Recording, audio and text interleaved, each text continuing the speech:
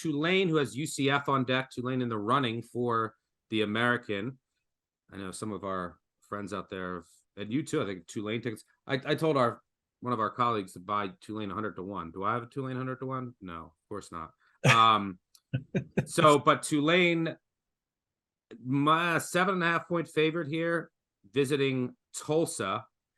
This is an interesting game. I think Tulsa's win total is now locked under. I have the Tulane win total over and the Tulsa win total under, which both look like they were good bets. The last year, Tulsa won this game, one of the worst beats I had all year. So I don't think Tulane's going to be looking ahead because I think Tulsa's won 6 straight in this series, including 2020 when Zaven Collins had a pick 6 in overtime, and 2021 when they won in overtime because Tulane missed like a 20-yard field goal to win the game. So I think they'll be ready here. The interesting handicap for me is who's going to be quarterback for Tulsa. I don't know. Davis Brin left last game with an injury. It said that if he's not ready, they're comfortable with the other kid who's more of a runner.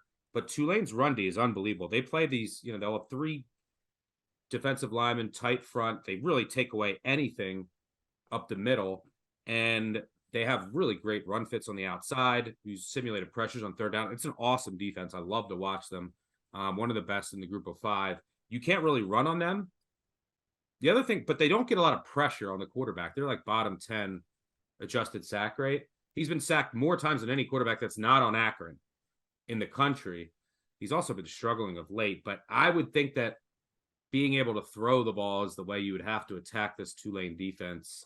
So interesting dynamic here with the uncertainty at quarterback with Tulsa right in your backyard. What do you see here? Yeah, I mean, from all indications I've seen, Davis Brin's going to be out for a while, not just this weekend. It's going to be a couple weeks, and Braylon Braxton's going to take over. And like we said on the new BCS, that kind of changes the dynamic of what Tulsa football is going to be, more of a dual threat ground. There's going to be a little bit of a ground game more than what Davis Brin has been. Poor Davis Brin. He's the second most sacked quarterback in all of FBS. The only person that's beat him out is DJ Irons of Akron. So he's pretty beat up. And I think having Braxton back there is not really a bad idea if he can definitely get some more scrambles in there. The strength of the Tulane defense is in coverage. It's not rushing the passer.